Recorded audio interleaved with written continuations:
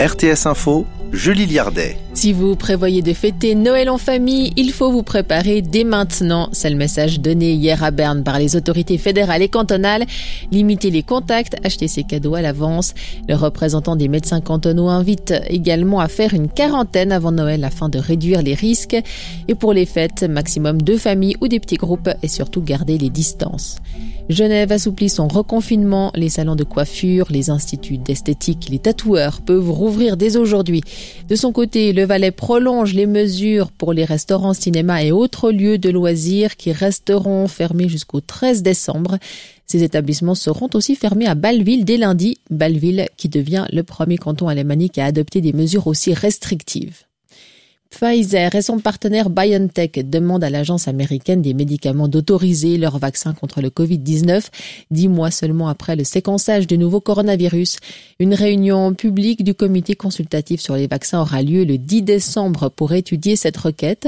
L'avis de ce comité est donc consultatif. La décision d'autoriser ou non le vaccin reviendra ensuite aux scientifiques de l'agence et pourrait intervenir dès la première quinzaine de décembre.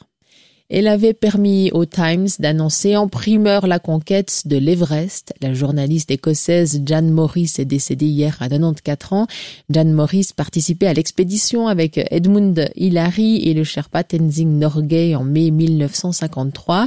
Elle avait envoyé un message codé à sa rédaction pour annoncer que les 2 hommes avaient planté le drapeau britannique sur le toit du monde. Jan Morris est aussi connue pour avoir fait son coming out de femme transgenre en 1972.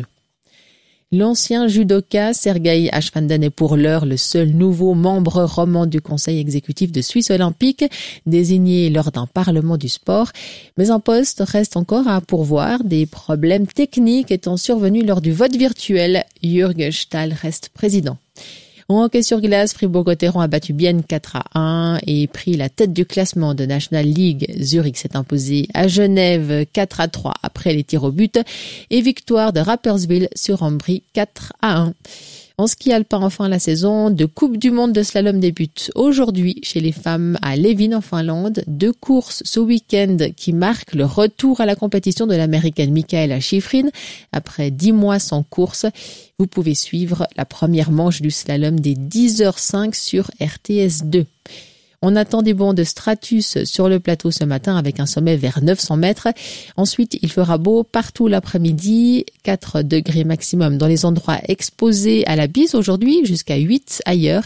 Et puis dès demain, le temps sera sec avec des grisailles matinales sur le plateau, sinon bien ensoleillé. Espace 2.